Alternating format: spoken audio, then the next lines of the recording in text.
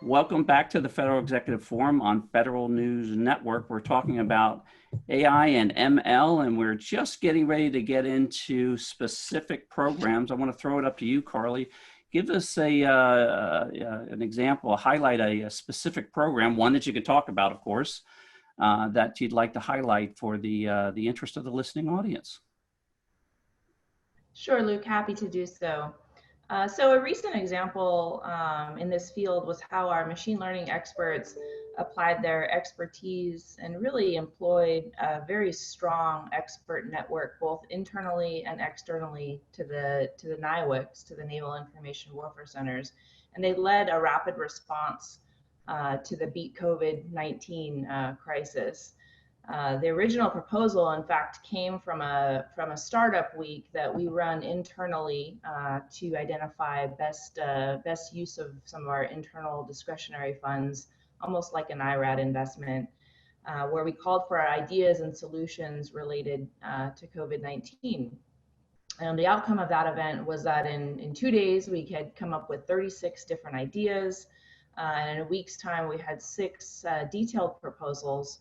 And ultimately 2 were selected, all in 1 week. So one of the selected efforts was brought forward by the machine learning community, and it was an application that was used to detect symptoms and to do contact tracing.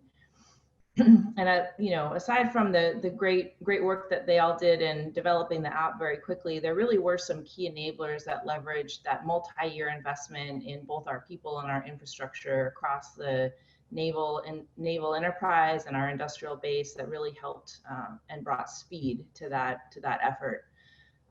One was the network of experts, and for the past several years, the naval out at the Naval Information Warfare Center Pacific in San Diego, we've hosted a yearly conference that is called the Naval Applications of Machine Learning, or NAML. And this, over the years, has grown exponentially, and it's really grown into an internationally recognized technical conference that's grown beyond its original name or intent. It's beyond naval at this point, and it's beyond machine learning. Wow. So that's really a testament to the energy behind this and the community that's rapidly formed. And it was, in fact, some of the researchers and their professional networks that developed during these early events that allowed the team to rapidly identify team members from across the Pacific, Guam, San Diego, Northern California, and beyond. A second key enabler was a multi-year effort to develop a secure cloud infrastructure specifically for the R&D community, and that's unique. So specifically for developers as opposed to a production cloud. Also led type environment there. Yeah, I like that. So unclassified, but secure. And that was specifically led also out of NIWC Pacific, but for the broader naval R&D enterprise. Sounds like you've got a lot of activity going on over there, and I love the purpose built. I love the expansion of all this capability. And Nick, let me ask you over at Snowflake, give us an example, if you will, of a specific project that you all are working on over there. Again, one that you can talk about within the community that would be of interest. Yeah, thanks, Luke. I mean, from my various times out here talking to you folks and the great guests you have on, you know that we're relatively new in the public sector at Snowflake. So the Center for Medicaid and Medicare Services was our FedRAMP sponsor for Moderate, and we've been working with them on a variety of projects. We look forward to seeing what that blossoms into. Most of our AI and ML projects that we're working on today are joint projects with our partners over at Databricks. And of course, I'm glad Chad's here because we've actually worked together quite a bit, not directly Chad and I, but with DataRobot and Snowflake on a bunch of commercial opportunities. Outsell is probably the largest and most public facing.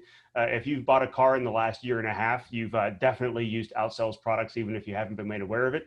But any instance where you have a ton of data coming together, that data has to live in one platform and then be served out to any number of data models and data modeling tools and any version of machine learning and artificial intelligence models. That's really where Snowflake's sweet spot is, and we look forward to our future in public sector. Fantastic. Again, love this teaming capability that's going on here.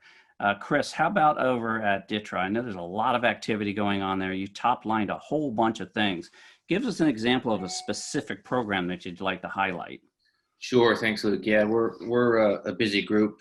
So one of the things that we've really focused on lately is text classification and document similarity. So one of our main challenges really has been getting enough labeled training data into our machine learning models. So some of the training data that we use comes from working with our subject matter experts, and we're developing a process for labeling data as a process raw text in the format that would also work for training the machine learning models. So what we really need is about 1,000 to 1,500 docs per class with 7 total classes. So 10,000 documents or records across multiple data sources and themes. So while labeling of the training data is still a very manual process and it depends on our subject matter experts, we've worked and seen proofs of concept and worked with different tools such as like Snorkel AI. They're really demonstrating promise by assisting in aspects of the labeling process. Our solution has helped improve our end users' ability to find relevant text documents, and by enhancing the search capabilities with text classification technique known as theme categorization. So, like most data across the DoD space, DITRA can generally be categorized into themes, which runs to the parallels of our mission sets and problem sets that we're trying to solve. These themes let the end user quickly retrieve information that's specific to their mission set across our data lake as they search it. One of the things that we've done also is delivered active learning pipeline, which is used as part of this text classification project. And what it does is it guarantees future flexibility for us, that we built a pipeline in an extensible way so that we could apply it to other models.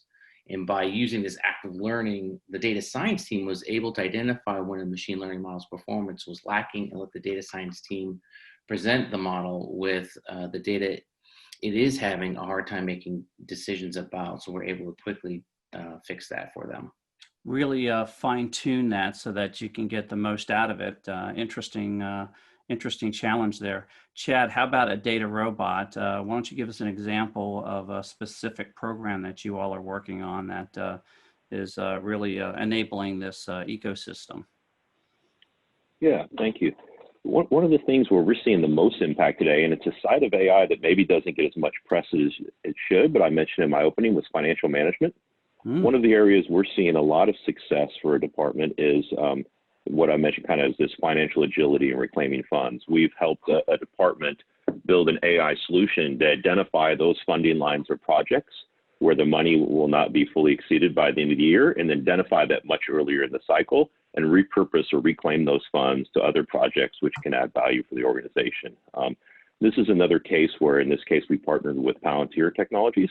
And so Palantir was able to build the aggregated database across hundreds of different inputs, put that together, data robot partnered with them to build AI machine learning models to use machine intelligence to identify those projects, which would not be fully paid, and then put that in production. And this particular agency was able to reclaim a little over 100 million earlier this year to repurpose those to new projects. And that was 10 times what they'd ever done in 8 years in the past.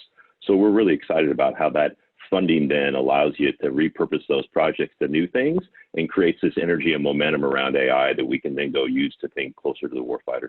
Well, I tell you, that's fascinating. And there's probably not a CFO, a CIO, or a program manager that's not going to be tuned into this that wouldn't feel like, boy, let me get a hold of that AI because I want to mine my data and find those opportunities as well. Fantastic. I love that. I love that problem set. Brian, give us an example of a specific program that you'd like to talk about in regards to AI and ML. Yeah, DIA, we have a program that we are the executive agent for that's run out of the Director of National Intelligence called the National Media Exploitation Center. And its mission is to exploit captured enemy materials. So these are things that come off of any number of things, thumb drives, cell phones, laptops, any number of things. And as you can imagine with your own personal desktop, there is so much that is on a computer now because these the hard drives that are coming onto the market are in the terabyte range. So the challenge for us has been, and the NMIC's been around for over 15 years, we have had to capture this material, exploit it, and then turn it back around very quickly in order to understand what enemy intent is or what kind of plans they might have to attack American citizens at home and abroad. So one of the successes that the NMIC was able to deliver, this is in 2011, is we were a partner on the Osama bin Laden raid. And when all that captured enemy material came back to DC, we were able to go through that material in 24 hours and turn back out a series of identified threats through analysis. And by doing that, we were able to elevate Homeland Security measures so that we made sure that folks remained safe. So we've been, if you think about that, that was 9 years ago. That was 9 years ago that we conducted the bin Laden raid. So we have considerably improved our capabilities in this domain, and now it's a very impressive installation using many inside government and outside government partners to make that work. Fantastic problem set, and amazing that it has been 9 years. Incredible, and thank you and everyone else out there for your service. Melissa, how about over at Booz Allen? I knew you all, again, one right smack in the thick of it. You gave us a great top line there. Give us an example of a specific program that you're working on. Yeah, so we're working on a lot of different, everything from tactical, strategic, operational missions for our customer. One that I think is a common theme we're seeing and a lot of demand for, especially across the intelligence community and defense, is around open source information. And Brian alluded this a little bit in his opening, but we're seeing an increased demand to automate open source information that's out there and PAI data. Everything from scouring social media sites to real-time looking at news media and activity on sites that, when fused with intelligence information, can really inform our site picture and provide decision advantage. One of the capabilities we created is a capability called Global Foresight, where we help automate the collection of that data and the visualization of that data, but also push it up to different clients so that they can aggregate it and look at finished intelligence products that incorporate open source information. One example is around supply chain analytics. So using our capabilities, we were asked to help analysts automate what was a really long, intense manual process that took them 10 days to take 40 terabytes of data. And it's over 100,000 hard documents that they would have to comb through to really get the data they needed to then put into the tool suite that they were using in a classified environment to analyze that data. So it was all manual. We automated that process and took it down to 10 days to allow them real-time access to all of that data using the algorithms. We focused on things like performing automation of named entity extraction. That way we could easily identify names, addresses, phone numbers, vehicles, and entities of interest that could be disruptive to the supply chain, but also where there might be fake profiles hanging out there. So we had specific algorithms that were looking for those anomalies. We also wanted to highlight changes in the information environment. So part of the tool suite that this data was flowing into was on a watch floor. And those resulted in real-time efforts to stay ahead of crisis and developing efforts. So that's just one example of where ML and AI really streamlined those analytic processes and has helped a lot of our customers. Yeah, a great example there. And as you're describing that, you can just think of the hundreds of other examples, right? Everything from finding, $100 million, mining it, to what you're describing there really is incredible, and it's impressive. And, I think we've only just begun, so to speak. Well, we're going to roll it over to a priority question. And I'm going to ask each of you the top priority that you have in the job jar as we speak. Chris, let me start with you at DTRA. Sure, thanks, Luke. So if I only have one, and I can only pick from one, I would have to say right now it's really developing our machine learning operations pipeline over the next 12 months. And the neat thing about it is machine learning operations really kind of builds upon the success of DevOps and the natural integration between data and the probabilistic nature of machine learning models. But it does require different type of synchronization within the MLOps pipeline. So kind of what we're looking at is pursuing 3 interconnected core concepts and how they're going to be used. So between lifecycle management, monitoring, model version control, that's a lot to cover. Lifecycle management, really looking at the continuous synchronization between its model and the data and our desired processes, just make sure it meets all the expected criteria. think model version control is, we're monitoring that model, how it's developed, and ensuring that the model has everything that it's needed, libraries, data, et cetera.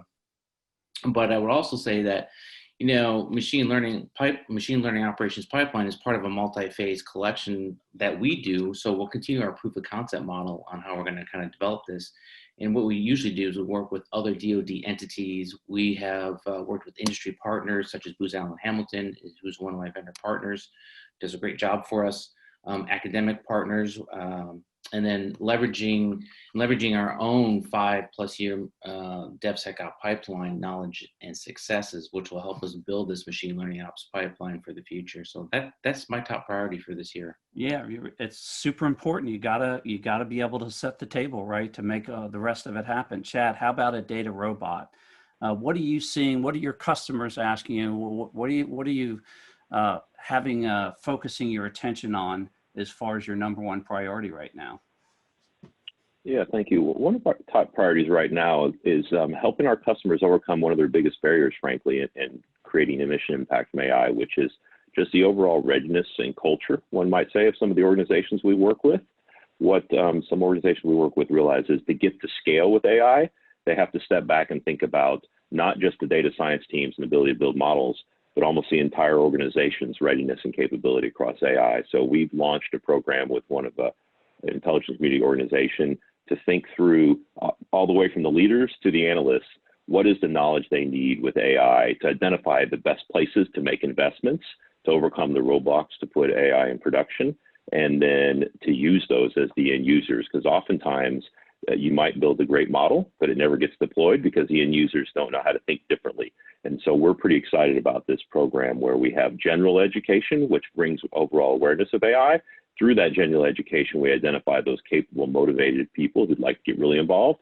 We've formed some cohorts across multiple functions, leaders, analysts, data scientists, software engineers, and they're building out specific use cases in a cohort style to put things in production and, again, create mission impact. So we're really excited about that and think that's the way many parts of the government need to think about not just building models, but transforming the culture of how we use AI in the government. Absolutely. The culture is a big part of this. Carly, how about at NavWar? You talked about a lot of different capabilities there, a lot of activity. What's your number one priority these days? So in thinking about priorities, we certainly share many of the same challenges and priorities that the other panel members had just discussed. If I were to kind of comment on one that maybe hasn't been discussed yet, it would be pushing the concept a little further into the hands of the warfighter and really prioritizing across all our domains and the disciplines that we work in, because there are just so many, but helping our scientists and engineers identify the technology that is mature enough to get minimum viable products out to the fleet, whether it's for frankly in lab experimentation or actually deployed systems.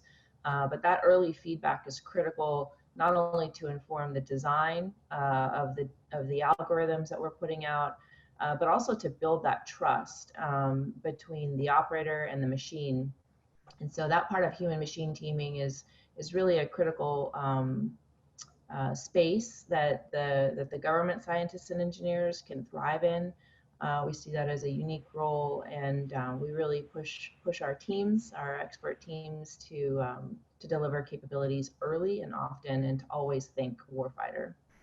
Early adoption, very important. Getting early feedback, super important. Well, we're going to take another break and we'll be back in just a moment. You're listening to the Federal Executive Forum on Federal News Network.